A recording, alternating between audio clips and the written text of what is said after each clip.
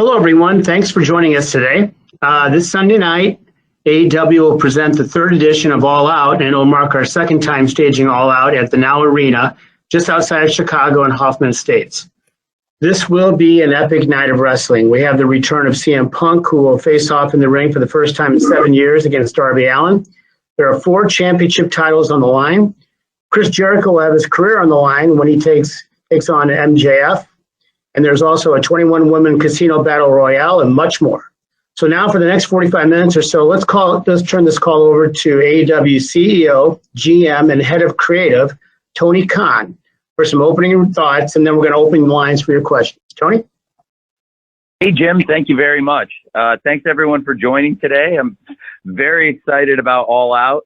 This is going to be the biggest pay-per-view event we've ever done, and it's very special, and I really appreciate you all joining us today.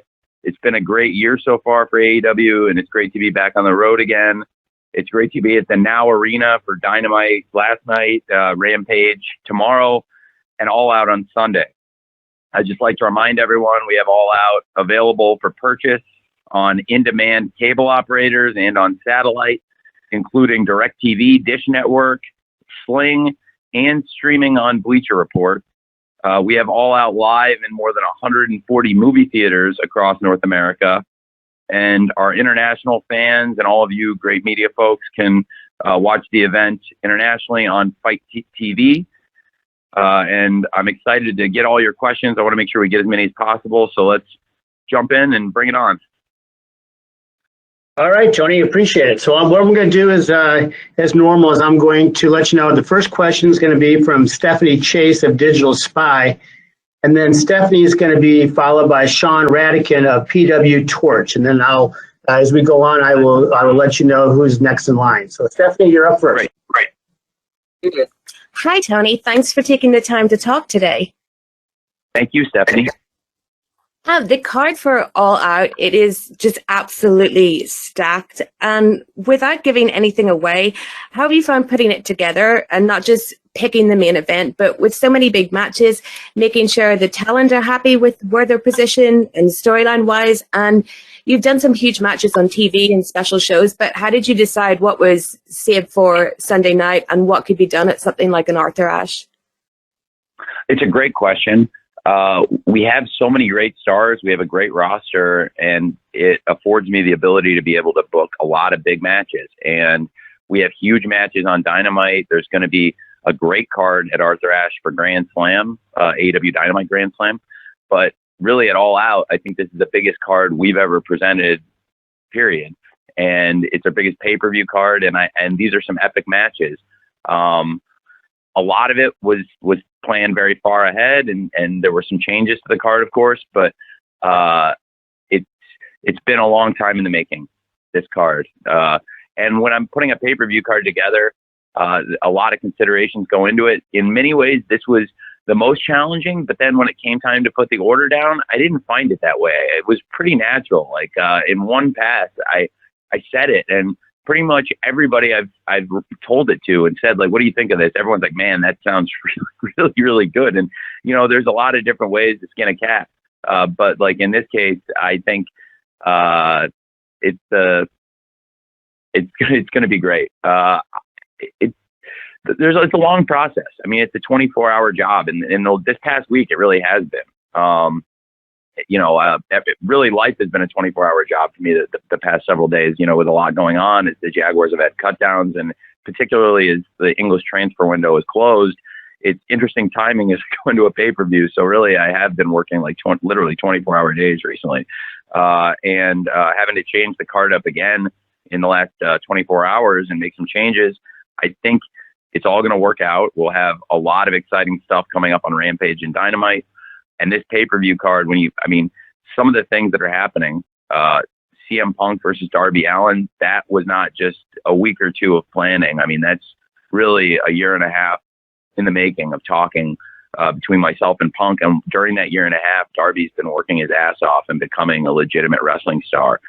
It's amazing to think back when I was on the Jericho cruise with Darby and thinking about putting in the story with him and Sammy, going into Revolution 2020 in January, we were talking, and I wanted to do something like Savage Steamboat with Darby and Sammy. And you might remember that Darby got the skateboard to the throat and couldn't talk.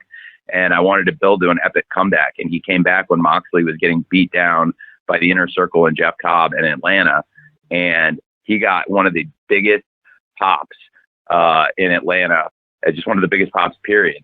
And it was an amazing comeback. And ever since then, Darby's been so hot. Through the pandemic, he rose and became a bigger name in wrestling. And that was all happening at the same time when CM Punk was contemplating a comeback to the wrestling business and, talking it over with me, and the timing had to be right. And now is the time, the Now Arena, and so much going into this card. And again, a 7-year layoff for Christian Cage, who to me is one of the all-time great wrestlers, and stepping in the ring with somebody who's already in the Hall of Fame, somebody who is one of the most accomplished wrestlers of all time, and the best champion in wrestling, Kenny Omega.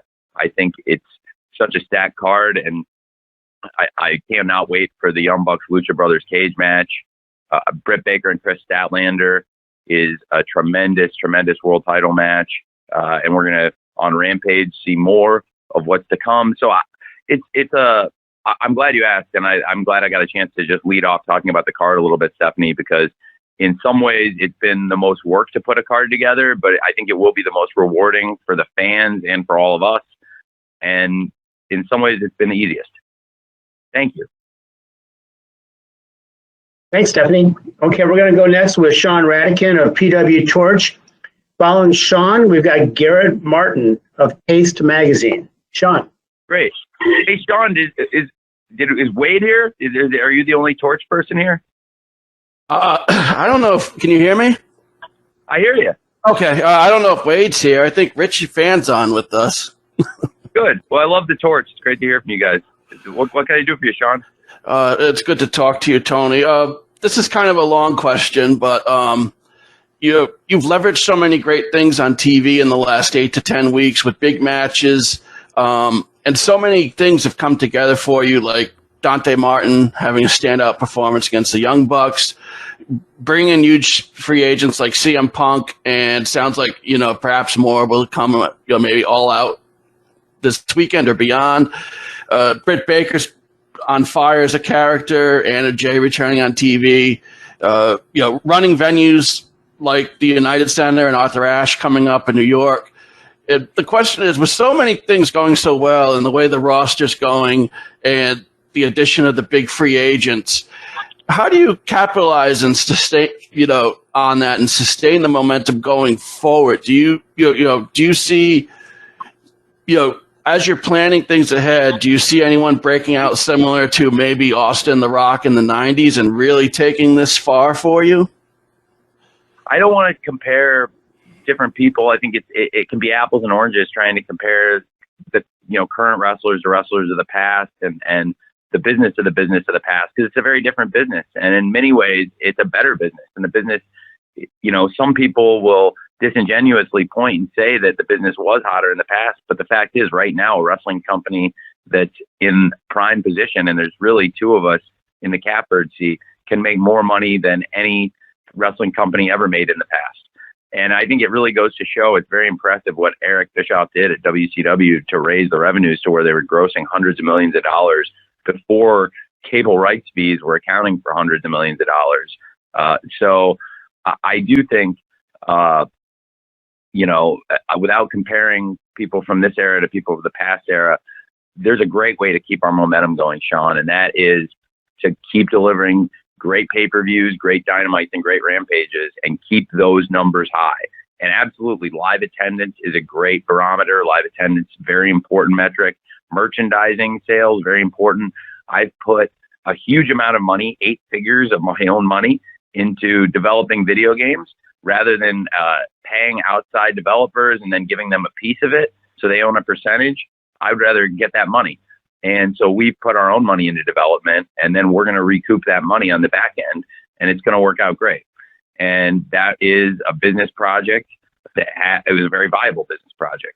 And I've done a lot of viable projects like that. And I think Dynamite has been a very viable project. I made a big investment into it, And I wasn't making a lot of money on Dynamite when we started. And I did it for a few months before TNT saw big value in it, and then put over $175 million over a 4-year period into it. And I think we need to continue doing what we're doing, and I'm frankly doing a kick-ass job of, which is delivering great ratings for their investment and pushing to where our rights fees grow. Rampage, we've just launched. That's more revenue to us. I think I can grow that brand the same way Dynamite grew and really build Dynamite and Rampage up. And our pay-per-view franchises have grown every year, year over year. Double or Nothing 2020 was over 2019. 2021 was over 2020. Revolution was up from the year before. All Out, I can very confidently tell all of you, will be up for the 3rd straight year. And Full Gear was up from the year prior. And I very confidently, a few months out, I'm pretty sure Full Gear is going to do a lot, even better than last year. So I'm going to continue to invest in the business, and then we'll see great returns. And, you know, that's for the fans. Like, I've been in the seat all of you are in, writing about wrestling, and I've been in the seat the fans are in, watching wrestling and loving it and having it be a huge part of your life. And we need to make wrestling a big part of people's lives again, where people get up in the morning, go to work, go to school, go, you know, it's summer, you know, go out and mess around in the summer, do what you're going to do, and come home at night knowing you want to watch wrestling on Wednesday night, Friday night, or the pay-per-view on the weekend. And I think that's the best way we can maintain the momentum. This is a lifestyle business for me. This has now become a big part of my lifestyle. And I still have the other things in my life. I still have the NFL in my life. I was with Jerry Jones. You know, I had a really nice talk with Jerry Jones about AEW, which is funny because he's promoting another wrestling show next year. But I was visiting Jerry in Dallas this past weekend, and when the Jaguars played the Cowboys, and you know, like I said, I put a lot of time. I put years of my life into running an English football team at Fulham, and now this is a huge part of my lifestyle. And it's also for the fans. I want it to be a big part of their lifestyle because I've been on the other side of it, and I know what it's like to go to work, to go to school, looking forward to watching wrestling all day. And I know that we've made that happen for people, and I've had people come up to me and tell me how this helped them through the pandemic, that we kept doing the shows, and it makes me very happy to hear that. You know, so Sean, I think our best chance to maintain momentum is just keep pushing forward, doing great shows, and building what we have. Thanks, Sean. So next up, we've got Garrett Martin from Paste Magazine, and Garrett will be followed by Joe Lanza, Voices of Wrestling. Garrett? Hey, Tony, thanks for talking. Quick question for you.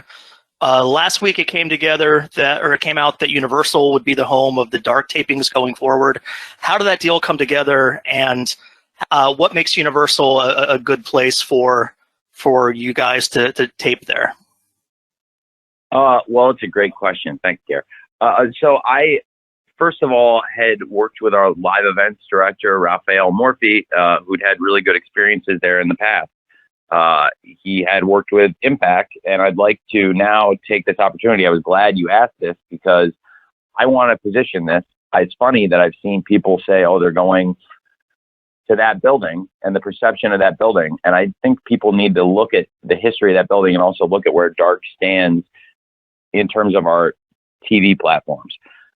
It's not like I'm doing Dynamite there. It's not like I'm doing Rampage there. It's very different. And if we did, look, it's a great venue, okay, but it's not the plan anytime soon. You know, we're running very large arenas and have done great attendance for Dynamite and Rampage. It's a very different thing. So Dynamite and Rampage, those are the A shows. And Elevation and Dark are great shows. You'll see some huge, huge stars on those shows. In fact, you know, you see Darby Allen, John Moxley, Eddie Kingston, huge stars compete on those shows on a regular basis. Orange Cassidy, Thunder Rosa, and Nyla Rose. A lot of our top wrestlers compete on Elevation and Dark on a regular basis, but they also do so in terms of working with young wrestlers, developmental talent. We found a lot of people who are important wrestlers in AEW now through them working on Dark and Elevation. Red Velvet, The Acclaimed, the Varsity Blondes, Powerhouse Will Hobbs. All of these people are people that were losing matches on Dark, and then I saw something in them. We saw something in them, and I ended up signing these people to contracts and have looked to push and utilize all those people because they all have great skills, but all of them came in and even those tag teams were working separately, and I liked them and I put them together. And so I think it gives opportunities to young talent. And to me, I position it like the show that was taped there before Impact, which was WCW Worldwide. And I like Impact. They've been very good to me, but I think it's a difference between how we're utilizing it and how they utilized it, even though they've had an amazing run there.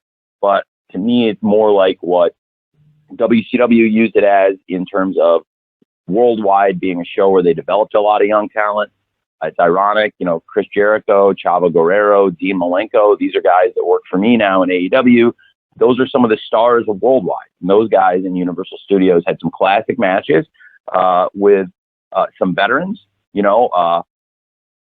Rest in peace to one of my all-time heroes, one of the all-time greatest wrestlers who ever lived, beautiful Bobby Eaton. I've watched beautiful Bobby Eaton have great matches there, including with Chris Jericho, which we were just talking about recently at Universal Studios.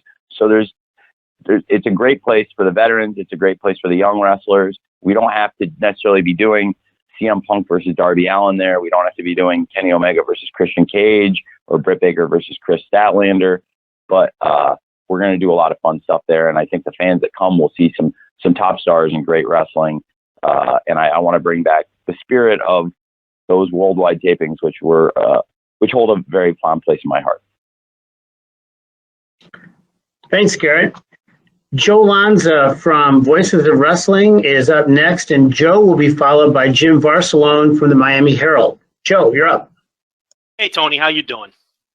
I'm really well, Joe. How are you? Good. We've been seeing a lot of trios matches on TV lately. Do you have any updates or anything you could tell us about the potential much-rumored trios titles? Well, I mean, we see, matches sometimes that don't always have title implications, but absolutely, I think it would be great to add trios titles. Right now, it's a lot of stuff I'm getting in 3 hours, and I take a lot of pride trying to cover a lot in a 2-hour Dynamite, and then Rampage is very different. It's a more focused 1-hour show, and they're very different formats, and still get great wrestling in both shows. But I also cover a lot of stories in a Dynamite in a very different way than I would in a Rampage. So it's a lot right now. And, as we grow as a company, I do think there's definitely a place for that. And there's a place for championships to expand. I think right now we have great titles, and I have thoughts about other championships, including a trios championship among others. And as we expand, so it's a great question. And we've had a lot of great trios matches. Absolutely. To be honest, if you think about it though, man, I bet I used to do more trios matches than I have been lately. I haven't done like a study of the numbers exactly, bean counting it number for number, but my gut says I used to do more trios matches in Daly's place than I do now. And I could be wrong, but it feels that way. I'm still very into doing trios matches. We've seen a lot of trios matches on Dynamite over the years. It doesn't feel like I've been leaning on them as much as I maybe used to, but there's reasons for that. But we've been showcasing a lot of stories and a lot of story matches, and I really think we're in a great place to show. But like I said, there's a time and a place for everything, and we have a lot of great trios, undoubtedly, and I think a trios championship would really kick ass. So it does make a lot of sense, and it is something I've spent a lot of time thinking about. Absolutely. Thanks, Joe. Okay, up next, we've got Jim Varcelon from the Miami Herald. Jim will be followed by Kenny McIntosh of Inside the Ropes. Jim, the floor is yours. Thank you, Tony, for doing this today. So interesting to me that in October, especially, Florida is such a big part of AEW. So much going on in Florida, whether we have the 2 Miami shows, and you also have the Orlando show, and also you mentioned about Universal Studios Orlando doing the Dark and Dark Elevation and all. So my question has to do with the Jericho Cruise is also going out of Miami in October. And I'm curious if there's going to be any Rampage or Dynamite from the Jericho Cruise. And also with that said, will there be any AEW Dark and Dark Elevation matches, one or two, at some of the Dynamite and Rampage shows? Or is it strictly going to be Universal totally? No. Well, we've been doing Dark and Elevation in the arenas, and what I've been doing to get kind of a rhythm in a week is if Dynamite is live, Dynamite's always live. I'm sorry. So Dynamite's pretty much always live. So then so we've been doing Elevation before Dynamite, and then now that we've also gotten to doing Rampage, when Rampage is live, I've been doing Dark. So this week we did Elevation last night with Dynamite, and tomorrow night we'll do Dark with Rampage. We will hit a point where I can't tape all the stuff together. So for the taping schedule, I'll continue doing Elevation before we go live with Dynamite as the pre-show matches, which is great. It really is great, and we warm the crowd up, and they get to see some of their favorites.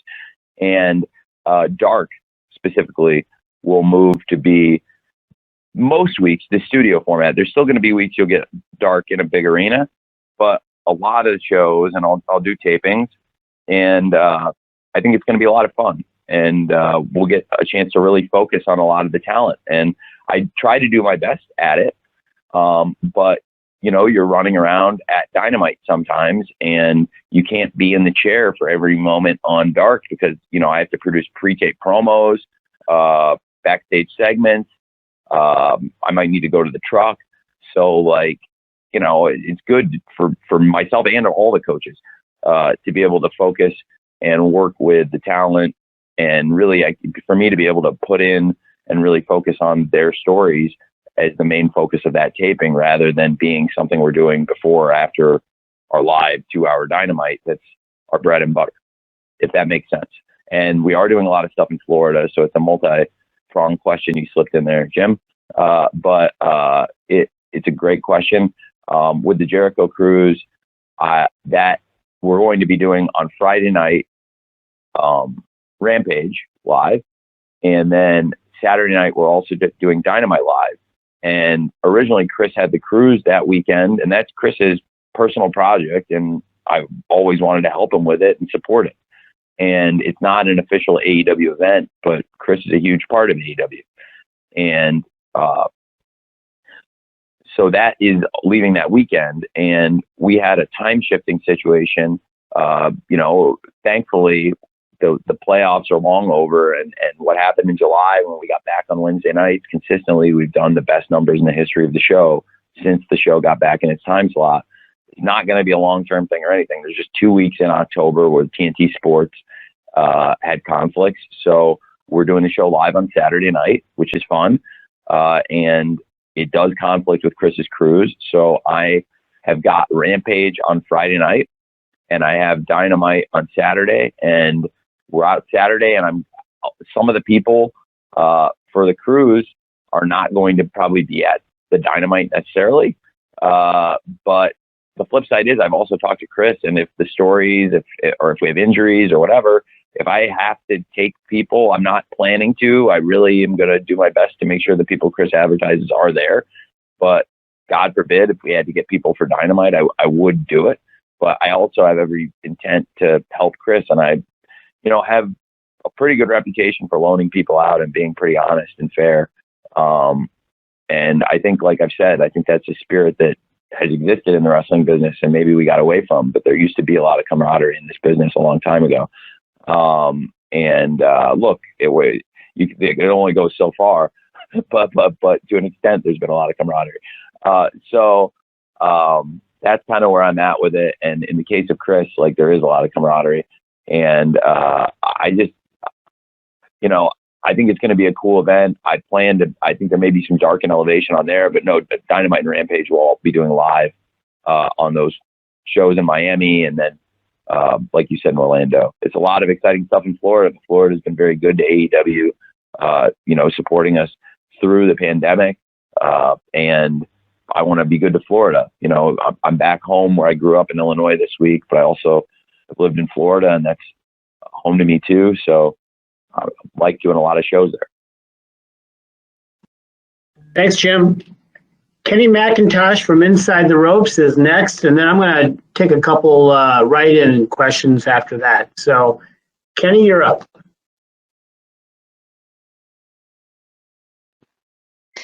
Kenny, you need to unmute yourself.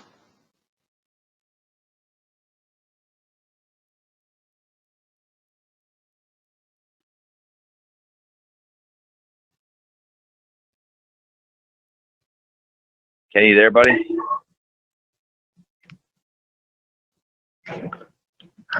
Kenny, you need to click the icon on the dashboard to unmute yourself.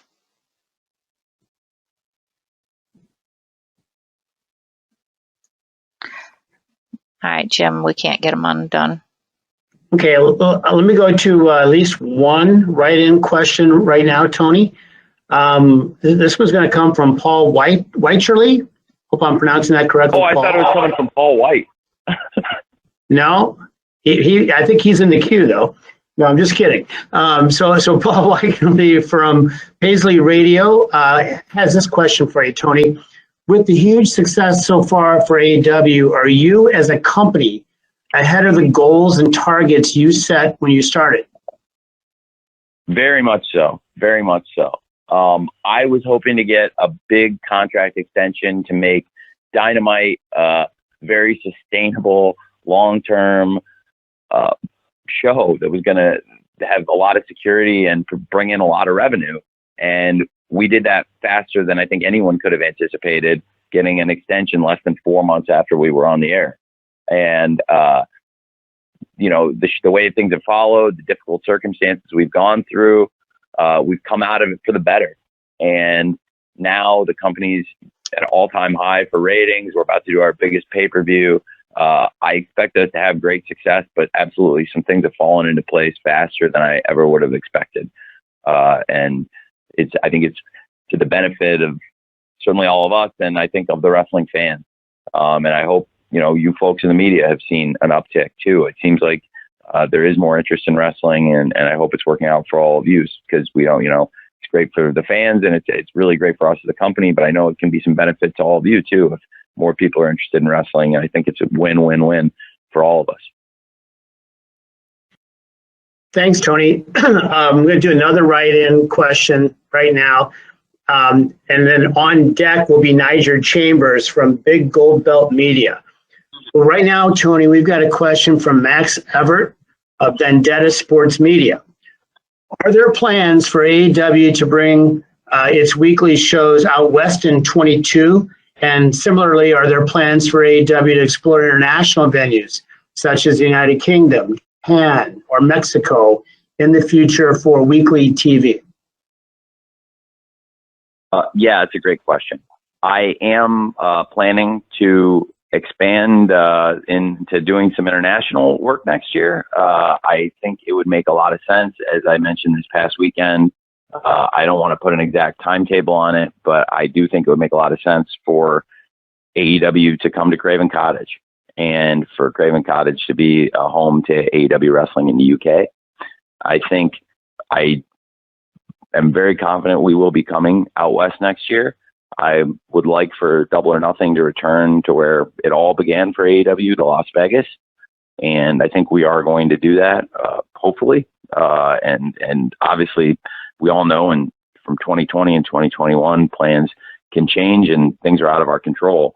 But that is the goal, and come out to Vegas and then hopefully do some other shows out west. I think it would be great. Thanks, Tony. Okay, coming up next is Niger Chambers from Big Gold Belt Media. Following Niger will be Adi Kafir from Ego TV in Israel. Niger. Hold on, Tony. Can you hear me? Hello? Hi, Niger. All right. Sorry about that. So, Tony, yes, like you said, this is your biggest card. You're back on the road. All things are trending good for AEW. And then you have a lot of major new additions to your roster, and hopefully some more surprises this weekend. But how close would you say to AEW is close to having a full roster?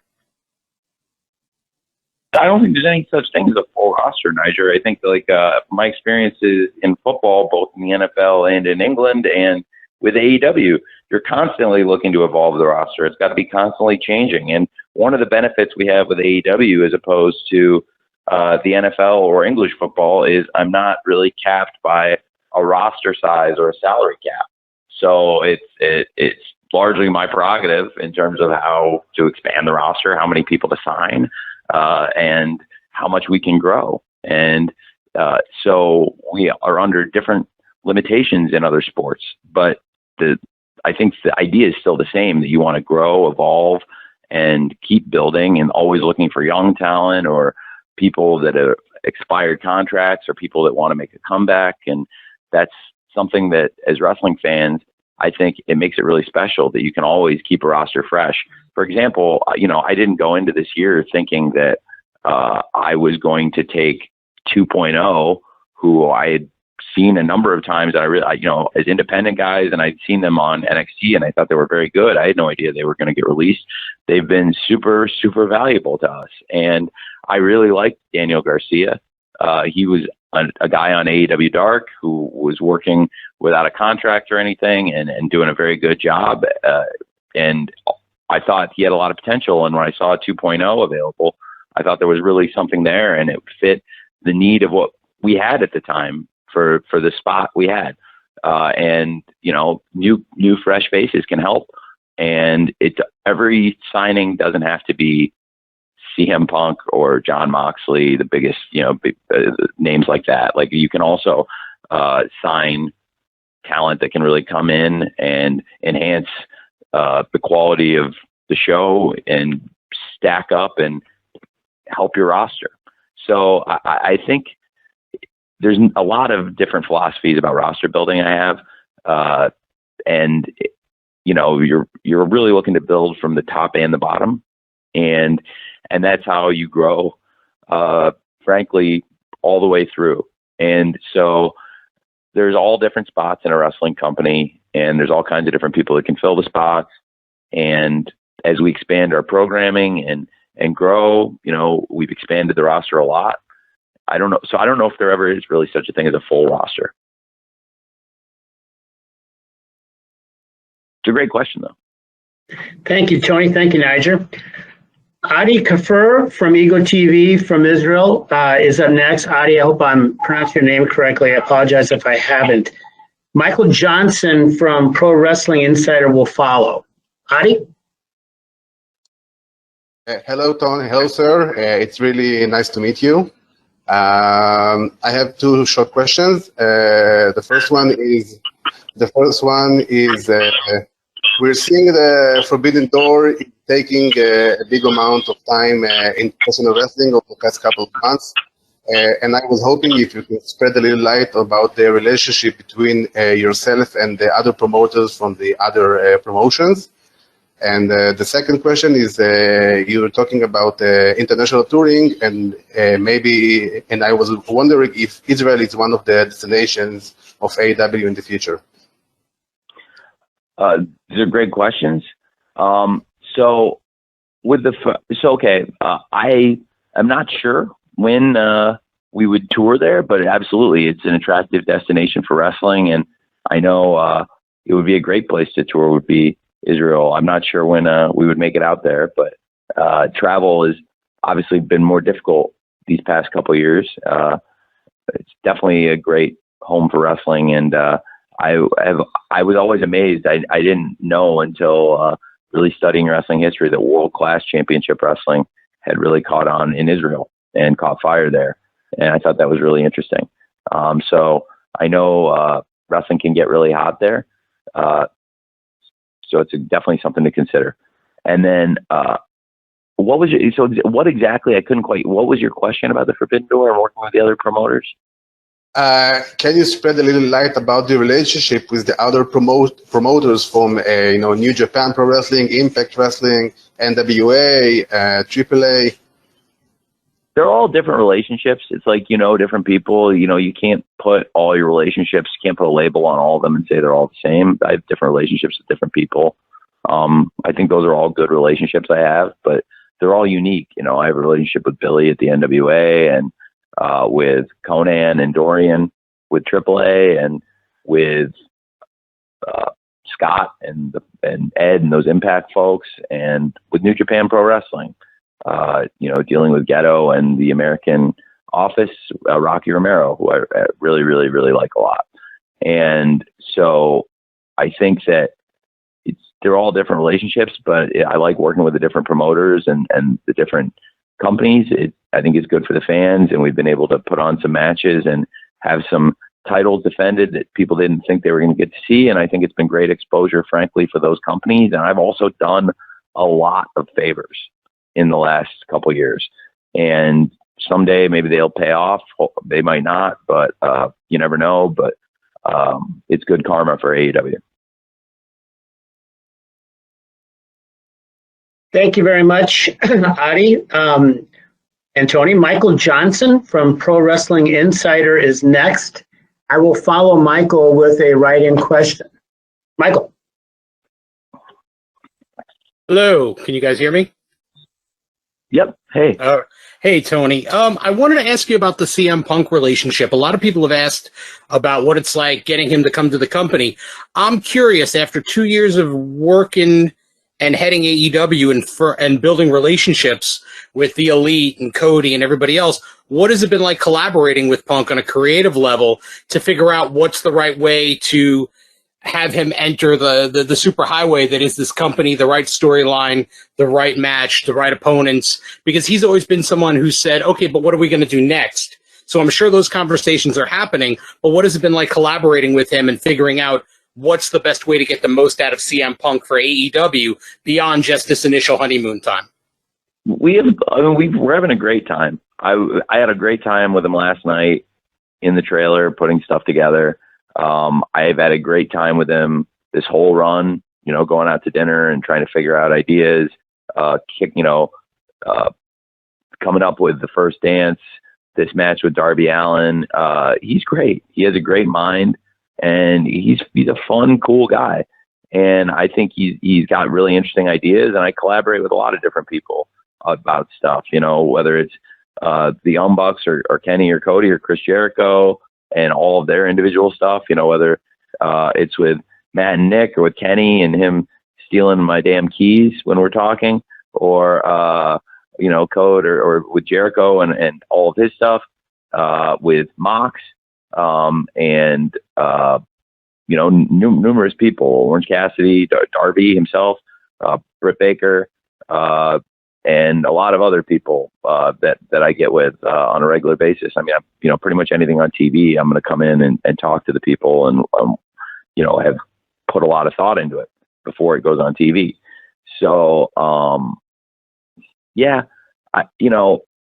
it's in some ways it's amazing because it's him, but it's like he's amazing, and I would compare it to another all-time legendary wrestler, which is Sting, which is I really enjoy sitting with Sting. And I think now Sting, originally he came in pretty tentative, and I think I took the heat for some of it because people thought, well, the way I was using Sting, but I think it was about pacing.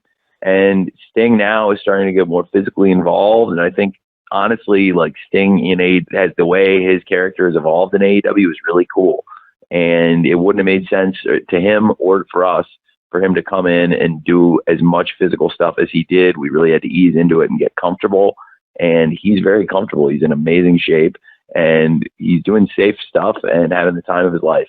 And I think now with Punk, it's been really, really cool collaborating with him. And honestly, he's got a really great wrestling mind, and he's brought so much to the table already. He's had great ideas, and he's a really good person to collaborate with.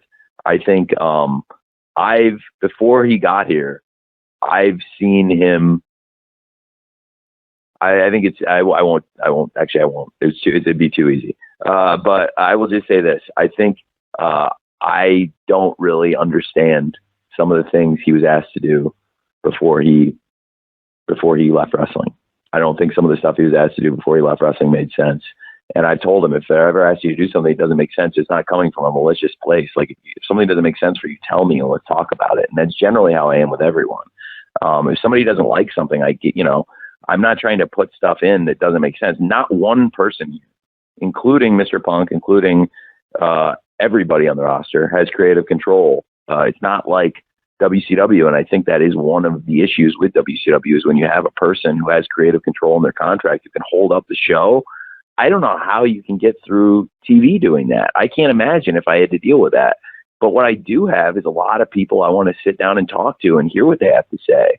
Just because nobody has a contractual right to tell me you can't make me do that, you can't put me in that match or whatever, doesn't mean that I want to put people in bad situations or do things that don't make sense to them or for their career or for the fans.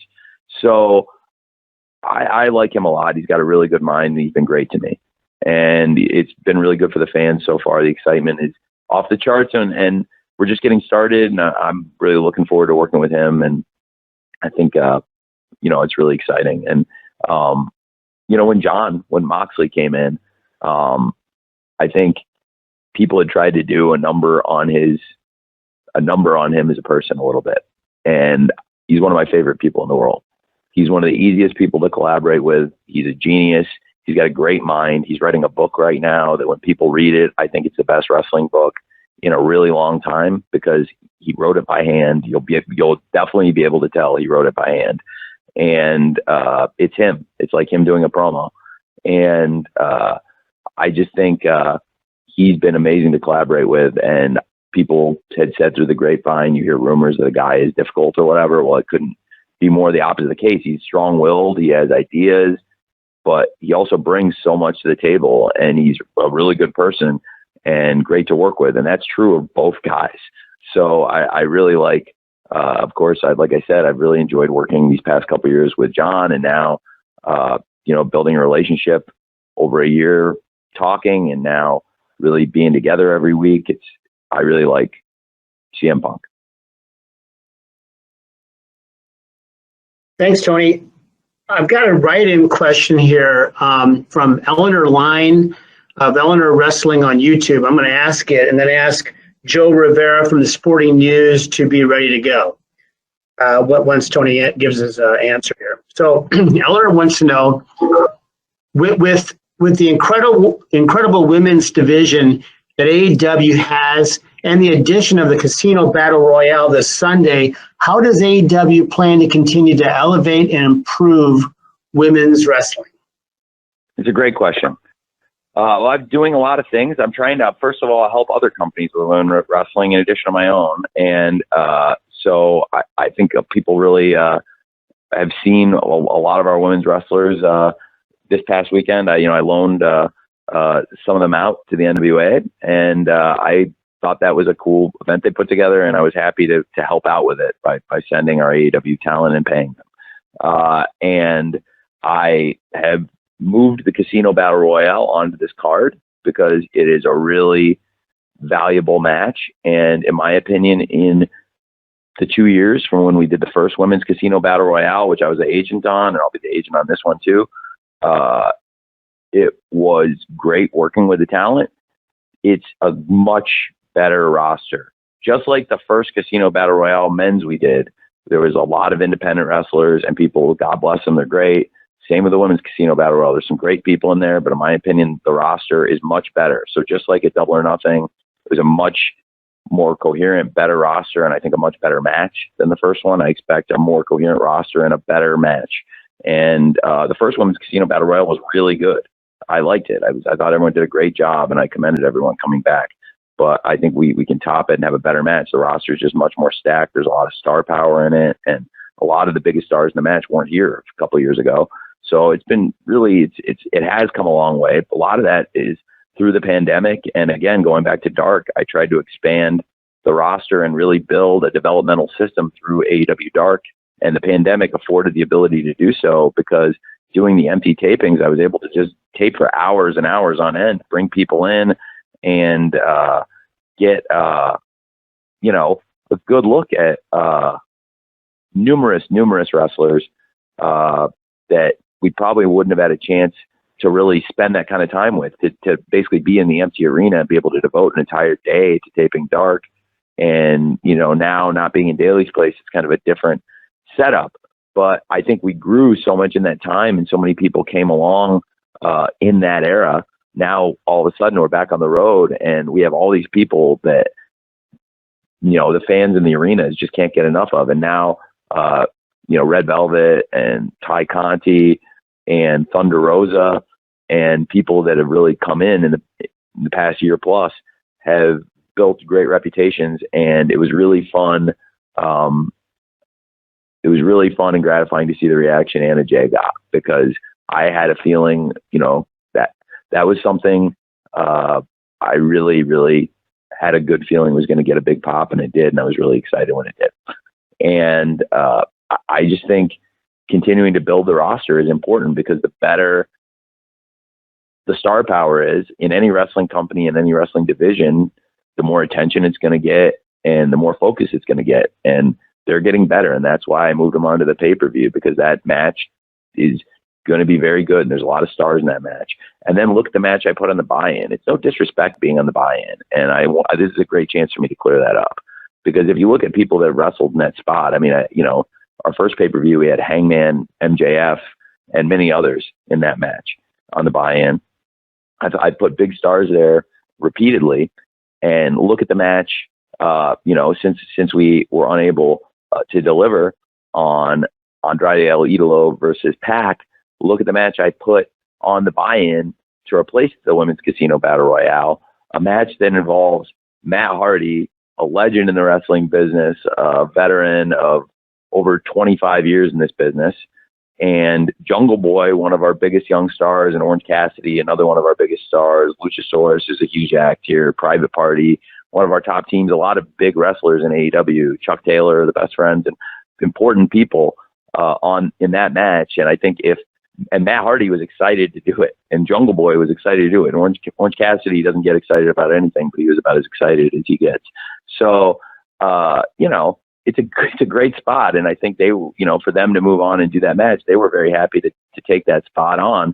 So if anybody's going to have like a negative perception or say which I see people say all the time, it's kind of crazy because that match is really important. It drives a lot of viewership, and it has a ton of eyeballs on it. It's an advertisement for the pay-per-view, and it's a big statement of confidence in the people that are in it, because you're really relying on them to do something good that's going to sell this pay-per-view.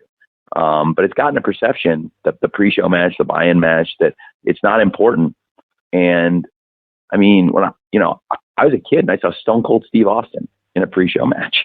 And so I don't know how it got to be like that. And I'm not sure why people think that, but anyway, I do think the Casino Battle Royale will be excellent. I think another thing that's really enhanced the quality of the division, in addition to the talent we brought in, is people that have been here from the beginning getting a lot better. Penelope Ford turned in a tremendous performance last night on Dynamite. She had a tremendous performance against Thunder Rosa. She's wrestling her ass off. And then Nyla Rose has been a consistent force from day one, still great. But we've seen a huge improvement to me in Penelope. And then on top, you've got Dr. Britt Baker, who is one of the most improved wrestlers in the world over the past couple of years, maybe the most improved. She was voted by the fans the most improved wrestler in the world. And he's a great world champion and a headline star in any company, in any era. So, I do think with her star power, it's also helped.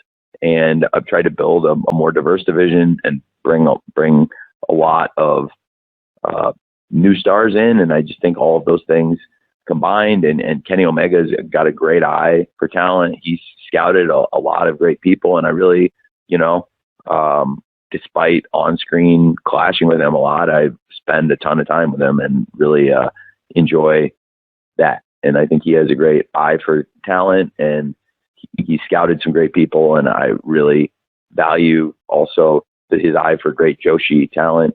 And I think Rio and Shida have been great champions for us. Emi Sakura and Yuka Sakazaki have come in and done really well for us. And we'll see Sakura again back in the Women's Casino Battle Royale, along with Shida. And I was going to save it for Rampage, but I might as well just do it now. You know, Riho is also going to be in the Women's Casino Battle Royale. And I think I have something pretty fun planned for maybe a surprise too. So it's going to be a good time. And I just really think really by building stars, that's the way we can keep advancing it, because wrestling is a star-driven business. And Britt Baker versus Thunder Rosa was such a success as a main event because put a lot of time into it, and they're both stars, and it felt like a program between two stars. And when they had their match at Beach Break and the story continued on through the St. Patrick's Day Slam and the Lights Out match, you know, we really built the anticipation. That was not a main event that you just threw in because you needed a main event or you wanted to put something in the main event. And there's times where, you know, you're struggling with a card. There could be injuries, travel issues. And, you know, there's weeks where I've had to say to myself, I've had to move something in there and kind of give it a shove. And this was something that belonged in the main event. And, you know, it was a credit to their work and to the star power I think the division is building. And there are many other people that are coming in and doing exciting things. I think Jade has a world of potential and is doing great. So, you know, really just going to keep working on it. And I'm looking forward to Britt versus Statlander and looking forward to the Women's Casino Battle Royale on the pay-per-view. Thanks for the question, Eleanor. So we've got a hard stop in about 2 or 3 minutes. That renders Joe Rivera as our last question of the day. Joe, if you're good to go, you're up. Yeah, hi, Tony. I hope you're doing well. My question's about the TNT Championship. Now, mid-card championships can be very tricky to book, and it can take That's not a long mid-card time. championship. I know. Okay. I'm going to stop you right there. It's not a mid-card championship. The only people that have held the belt are Cody, Brody Lee, rest in peace, Darby Allen, and Miro. So I don't consider it, I'm not booking it like a mid-card championship. I'm looking at it as like a top title that stars hold. So I will take exception right off the bat. But Okay, that's totally fair. But how impressive is it to you to see how each champion has elevated the title, and how important is having that title with so much respect and so much prestige early on? Well, you got me back with the second half of your question. Okay, I'm back with you. So that is the key to the championship, is that none of the champions have been a stretch. In thermodynamics, heat is passed from a warmer body to a cooler body. If you have a hot belt and you take a cold wrestler and you say, I can heat this guy up by putting the belt on him, the problem with that is that you cool off the belt. So the key to this belt, in my opinion, has been that from the beginning, it's been hot matches, hot issues. It's been pushed on television, and the champion has always been a protected star. And it would not have been right for Darby to honestly win the first tournament. And Darby was a huge part of the tournament. He went to the semifinals and lost to Cody before the Cody Lance Archer match at the pay-per-view, because it was part of the build for Darby finally winning the title. Cody and Darby had a classic match at Full Gear, which was a great pay-per-view. And even though we were only at 25% capacity, I thought it was one of the best wrestling shows anyone did all year, period. And really, for me, I just think it wouldn't have made sense where he was at that point. He had to get red hot for it to be the right time for him. And same for Brody and Miro. Those are huge stars. And neither of them came in and won the TNT title their first week. They really built up and built steam and solidified their place in the fans' eyes. So I think the belt has been very protected, and that's why it is not a mid-card championship. And I never intend for the TNT title to ever become a mid-card championship. It's really near and dear to my heart. And so I think protecting the title is really the key thing. And when you look at other quote-unquote mid-card championships, that's how they became mid-card championships. You know, there's other belts in wrestling, and I think we all know the one I'm talking about, that used to be really protected, that used to mean something really important, and it's been batted around, it's been retired, it's been brought back. Well, what does it even mean anymore? And I never will let this be that. Thanks, Tony, and thanks for the question, Joe. And unfortunately, we're out of our time for this afternoon. So per our custom, we'll be distributing an audio recording shortly, and we look forward to seeing many of you in person at All Out. So wherever you may be over the Labor Day holiday, on behalf of the entire All Elite Wrestling family and Tony Khan, thank you for your time today, Tony. We thank you for your interest and support, and hope all of you have a safe and fun 3-day All Out weekend. Thank you. Thanks.